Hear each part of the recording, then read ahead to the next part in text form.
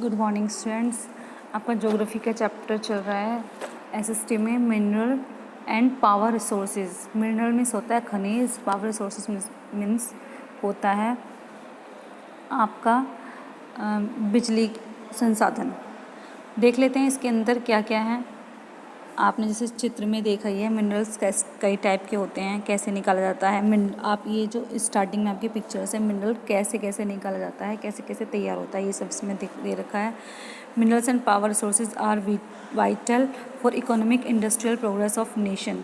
यानी मिनरल और जो पावर रिसोर्सेज हैं, हमारे खनिज और बिजली संसाधन हैं, वो कैसे राष्ट्र की आर्थिक प्रगति को बढ़ाते हैं।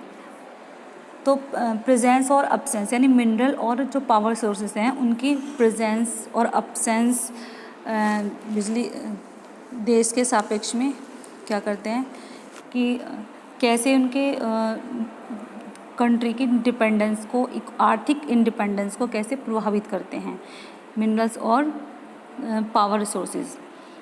जो naturally occurring substance of the defined chemical compositions mineral, जो वास्तव में नेचुरल तरीके से जो केमिकल कंपोजिशंस मिनरल को हम डिफ़ाइन कैसे करते हैं। Mineral are the consistent particular area particular rock formation होता है विकसित करना, यानी एक मिनरल है कैसे ही उसको पर्टिकुलर एरिया और पर्टिकुलर रॉक में कैसे उसको निकाला जाता है। Some mineral are found area, कुछ मिनरल हैं कुछ एरिया में पाए जाते हैं, जैसे कि आर्कटिक ओशन और एंटार्क्टिका ओशन पे संभव बड़ी इजीली मिलना मुश्किल होता है। Mineral have played on a important role, जो मिनरल्स हैं वो एक इम्पोर्टेंट रोल प्ले करते हैं डेवलपमेंट ऑफ ह्यूमन सिविलाइजेशन, मानव जीवन में, मानव के सभ्य जीवन में कैसे इनका एक इम्पोर्टेंट रोल होता है, कैसे विकसित करते हैं। Various stage of human development has been named after mineral and metal according to their importance human life. यानी जो बहुत सारी स्टेज हैं ह्यूमन की डेवलपमेंट में, जो ह्यूमन विकास में, मानव के विकास में बहुत सारी स्टेज पे हमें कैसे मिनरल्स की आवश्यकता होती है, और जो मेटल हैं बहुत इम्पोर्टेंट रोल निभाते हैं मानव की लाइफ में।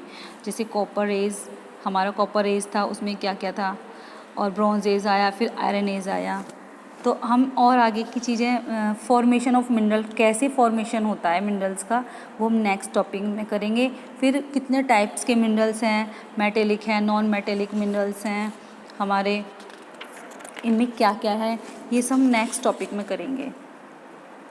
डिस्ट्रीब्यूशन ऑफ मिनरल्स कैसे होता है, फिर उसमें कौन कौन से एशिया में, कौन कौन से प्लेस में, कौन सी कंट्री में, कौन कौन से कॉन्टिनेंट में कौन कौन से मिनरल्स हैं, ये सब हैं आपके चैप्टर में, ये सब अच्छे से डिफ़ाइन करेंगे और नेक्स्ट टॉपिक में। Thank you and have a nice day.